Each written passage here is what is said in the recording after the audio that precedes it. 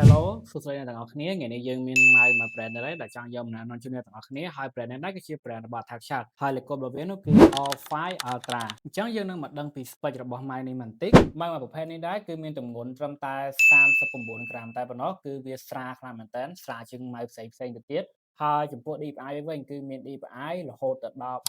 42000 DPI 8K polling rate បើនិយាយពី connection វិញគឺប្រើប្រាស់បានរហូតទៅដល់3 connection mode មាន Bluetooth USB wireless ហើយនឹងចុងក្រោយគេនោះគឺខ្សែ Type C ហ្នឹងហើយហើយបើនិយាយពីថ្មរបស់ Mac មួយ model នេះវិញគឺប្រើប្រាស់បានរហូតដល់200ម៉ោងគឺយូរខ្លាំងមែនតើហើយ Mac នេះដែរគឺប្រើប្រាស់ជាមួយនឹង sensor 3950 meg ហើយដែលគួរឲ្យទាក់ទាញអំពី Mac មួយ model នេះគឺគេ design មកដែលធ្វើមកពី carbon fiber ដែលធ្វើឲ្យ Mac នេះមានភាពធន់ហើយនឹងស្រាលផងដែរគឺស្រាលជាង Mac ផ្សេងខ្លាំងមែនតើហើយចំពោះការ design នៅខាងក្រៅរបស់គេនោះក៏គេបានភ្ជាប់មកជាមួយនឹង button ដើម្បីកំណត់ទៅលើ DPI ទាំងអស់គ្នាប្រកាសជាឃើញហើយនិង button ដែលកំណត់ទៅលើ connection ហ្នឹងហើយបើសម្រាប់ខ្ញុំវិញអីដែលគួរឲ្យទាក់ទាញសម្រាប់ Mac មួយ model នេះចំពោះខ្ញុំគឺទៅលើការ design របស់វាដែលគេធ្វើមកពី carbon គឺវាប្លែកខ្លាំងមែនតើដែលធ្វើឲ្យ Mac នេះមានភាពធន់ហើយក៏ខ្ញុំអត់ដែរជួបដែរដែល Mac នេះគឺវាស្រាលជាង Mac ផ្សេងដែលខ្ញុំធ្លាប់ជួបពីមុនទៅទៀតសម្រាប់តម្លៃរបស់ Mac មួយ model នេះវិញគឺមានតម្លៃត្រឹមតែ